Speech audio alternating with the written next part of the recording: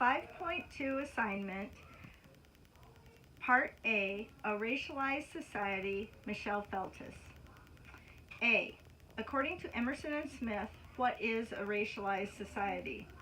The introduction of Divided by Faith by Michael O. Emerson and Christian Smith identified the purpose of their book very well. The book was very intriguing, yet it caused me great frustration. Emerson and Smith referred on the first page of the introduction to well-intentioned Americans who actually recreate racial divisions. My city, Waterloo, Iowa, was just rated by USA Today as #1 for the worst city in the U.S. for blacks. I work in a very racialized society working to change perspectives. I became very irritated by the blatant statements and implicit bias expressed by Christians in the book. It caused me to consider Jesus hanging on the cross, pleading to God, "Forgive them, for they know not what they do."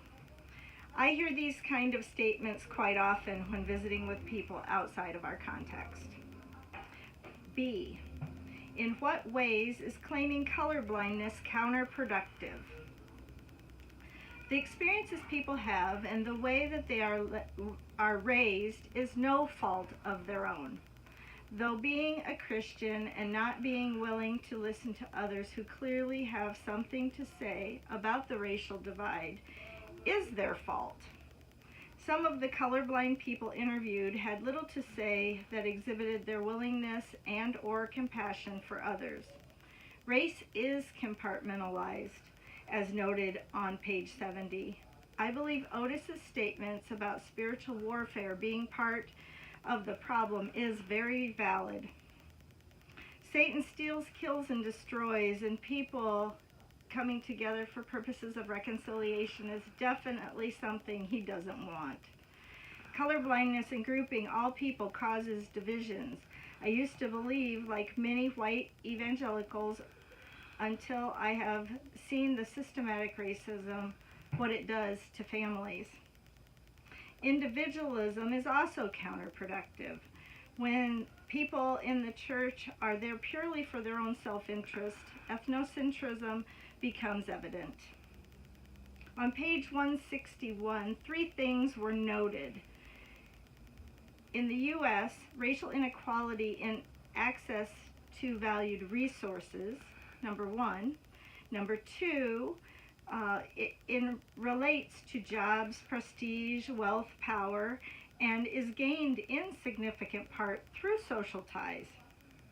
#3, people have positive bias toward their in-groups and negative for their out-groups. Some working in evangelism have a goal to break barriers, allowing God to move.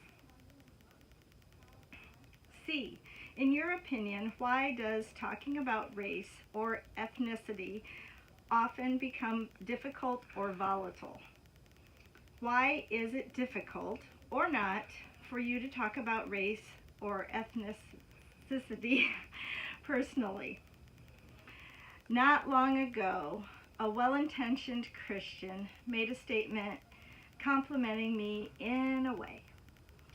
It was to credit me for living where I live. That is an example of a statement that can cause racial bias and or divisions, especially if it's repeated to someone else. It's an us versus them mentality. When we are all the people God seeks relationship with, and we are commanded to love God and love people, I stood up and I walked away because socially it was not an appropriate time for me to address her bias. I believe people are missing out by not living in diverse neighborhoods. Typically, I would have asked, "Why do you think that?" and then listen for her to share her own experiences and understanding. D. According to Emerson and Smith, in what ways does the organization and structure of the church contribute to the problem of racialization? On page 85, Emerson and Smith identified the individualistic context being a macro perspective. The top issues by evangelicals, white Protestants, named racism as a top issue with only 4%, while a third of the evangelical African Americans noted it as being the single most important issue. On page 120, the evangelicals determined the highest support of getting people to know a person of another race. Integrating congregations is a micro perspective. That's because it takes people interacting to do so.